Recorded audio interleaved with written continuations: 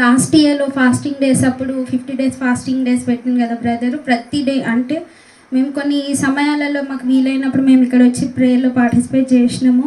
అయితే అందులో అన్నకి ప్రతిసారి నేను అన్నకి గర్భఫల విషయంలో ప్రేయర్ రిక్వెస్ట్ అడిగేదాన్ని. అన్న మా కోసం ప్రేయర్ చేయండి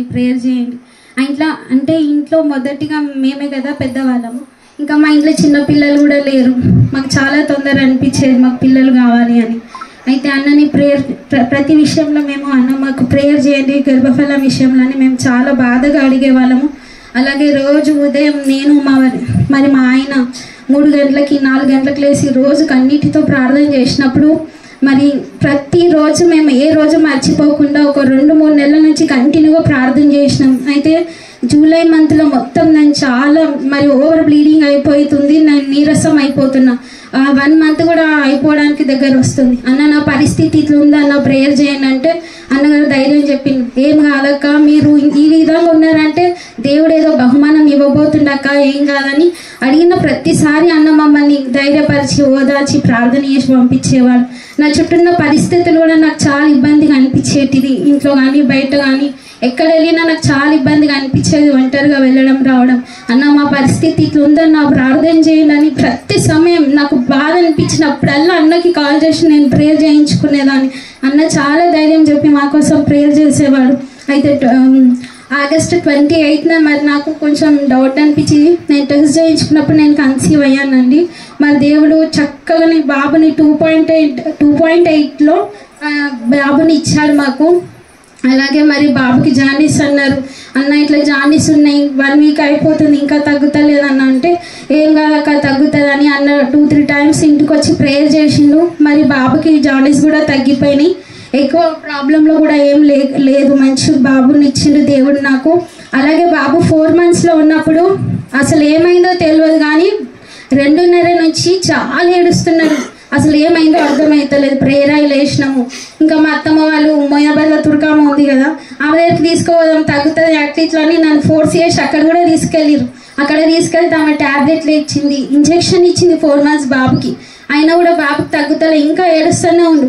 ఇట్లా ఏంది బాబు ఇట్లా ఏడుస్తుంది. మొయినాబాద్లో చిల్డ్రన్స్ హాస్పిటల్కి వెళ్ళినాం, అక్కడ తగ్గలే. శంషాబాద్కి వెళ్ళినాము, అక్కడ తగ్గలే.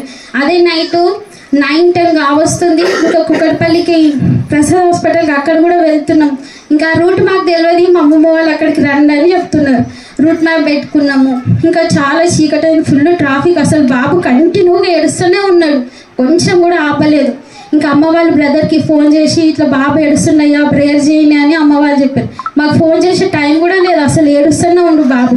లాస్ట్కి అన్న ఫోన్ చేసిండు, అక్క బాబు ఇట్లా ఉందంట కదా, నేను ప్రేయర్ చేస్తున్నా, ఒక్కసారి మీరు బాబు మీద చేయబెట్టండి అని. ఆ దారిలోనే ఉన్నాము, అన్న ఫోన్ చేసిండు, సరే అన్న మీరు చేయండి అని నేను బాబుకి చేయబెట్టిన. అప్పుడు ప్రార్థన చేసిండు అన్న.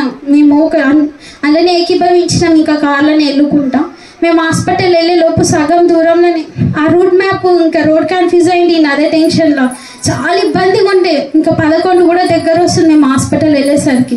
బాబు ఏడుస్తూనే ఉండు, దేవా ఏం చేసినా నీ చిత్తం, ఈ బాబుని సేవకు ఒప్పుకున్నా, నీ ఇష్టమయ్యా అని మేము ఏడుస్తూనే ఉన్నాం. అన్న ప్రేయర్ చేసిండు. ప్రేయర్ చేసిన ఒక 10-15 నిమిషాలకే ఆయన ఏడ్చుకుంటేనే అట్లనే నిద్రపోయిండు. సరే అని ఇంకా ఎంతకైనా మంచిది, ఏడుపు అయితే మానిండు పడుకుండు కదా, మళ్ళీ ఏడవకుండా సరే ఎంతకైనా మంచిదని హాస్పిటల్కి వెళ్ళినాం. వెళ్తే అక్కడ ఏం ప్రాబ్లం లేదమ్మా, కొంచెం స్టమక్ పెయిన్ లాగా గ్యాస్ట్రిక్ లాగా అయింది బాబుకి అని. అక్కడ మళ్ళీ వాళ్ళు మెడిసిన్ ఇచ్చి స్కానింగ్ అవన్నీ చేసిర్రు, ఏం ప్రాబ్లం లేదని చెప్పిర్రు. మళ్ళీ తర్వాత అన్నారు స్కానింగ్ తీసి బాబుకి అంటే గ్యాస్ట్రిక్ అయింది, పేగలేదని ఇబ్బంది కూడా అయిందేమో, సర్జరీకి అవసరం ఉంటుంది అన్నారు. దేవా అది కూడా రావద్దు, ఆ పరిస్థితి సర్జరీ, చిన్న బాబుకి సర్జరీ వద్దు దేవా అని మేము ఆ విషయంలో కూడా చాలా ప్రార్థన చేసినాం. దేవా ఏం చేసినా చిత్తము, నేనైతే అడిగి నేను ఈ బహుమానాన్ని పొందుకున్నాను, ఇష్టం అంతే ఎట్లనైనా చేయని ఇష్టం అని చాలా ప్రార్థన చేసినాం. అన్నతో ప్రార్థన చేసుకున్నాం. అన్న ఇట్లా ఉండి బాబుని ఇట్లా అన్నారన్న అంటే ఏం కాదక్క మీరు ధైర్యం ఉండాలి, మేము ప్రేయర్లో పెడతా అన్నాడు. అన్న ప్రేయర్ చేసినాం. మళ్ళీ హాస్పిటల్కి వెళ్ళినాం ఒక 1 month తర్వాత. అప్పుడు డాక్టర్ అన్న ఈ బాబుకి ఏం అవసరం లేదమ్మా, అన్ని విధాలుగా బాబు మంచిగా ఉన్నాడు అని చెప్పిండు. ఇదంతా దేవుని కార్యం వల్లనే నా బిడ్డ నేను ఇక్కడికి వచ్చి సాక్ష్యం పంచుకుంటున్నామండి. ఇది మా వల్ల జరిగింది అసలు ఏది కాదు. నా మ్యారేజ్ అయిన 1 year చూయించుకున్నా, కనీసం ఒక 50,000 వరకు కూడా నేను ఖర్చు చేసుకుని హాస్పిటల్ చూయించుకున్నా. అక్కడ చాలా భయంకరంగా నీకు థైరాయిడ్ ఉంది, నీటి బుడగలు ఉన్నాయి, గర్భసంచి చాలా చిన్నగా ఉంది, వెయిట్ ఆపదు, అట్టి ఎన్నో సమస్యలు చెప్పిర్రు. అయినా కూడా నేను భయపడకుండా ప్రేయర్లను పాల్గొన్నాం. అన్నకి షేర్ చేసిన మీ విషయం, ప్రతి విషయంలో అన్న మాకు ప్రార్థన చేసిండు. కానీ అవేవి కాకుండా డాక్టర్లు చెప్పిన అన్ని అబద్ధం అన్నట్టుగా దేవుడు మా జీవితంలో గొప్ప కార్యం చేసిండు.